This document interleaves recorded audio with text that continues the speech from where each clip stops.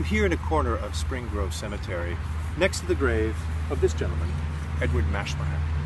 Edward Maschmeyer lived from 1897 to 1979. He's buried here alongside his wife, Alberta. Edward Maschmeyer, as a young man, served in World War I. He was a private in the U.S. Army. And in later life, he actually came to work at Spring Grove Cemetery, where he heard wonderful stories from the old-timers about Spring Grove during the era of World War I. An era before motorized vehicles had overtaken the many horses that worked in the garden. There was actually a horse barn and a blacksmith shop here.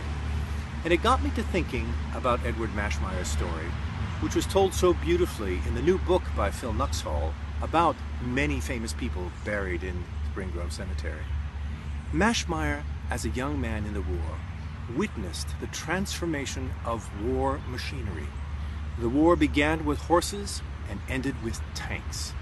And so it must have been quite poignant for Maschmeyer to hear the stories of an era that was past forever, both in the life of Spring Grove Cemetery and in his own.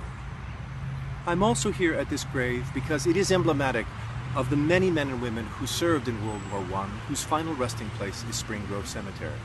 Because this Saturday morning at 11 a.m., the exact 100th anniversary of the commencement of World War I, we'll be here in Spring Grove Cemetery to honor those dead and all those who passed in World War I.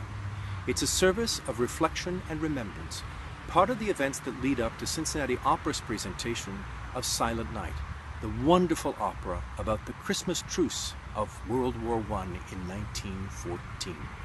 We'll be here with many members of the clergy, the Airmen of Note, the finest Army Air Force band, and members of the Silent Night cast, to bring to anyone who wishes to come, free of charge, an hour of reflection on one of the most momentous events in history. It'll be in the beautiful Rose Garden, just adjacent to the opening, and should it rain, the wonderful chapel that is adjacent to the Rose Garden will be our rain location. If you have a free hour on Saturday morning and want to come and enjoy and reflect on this amazing time in our history, please do join us at Spring Grove.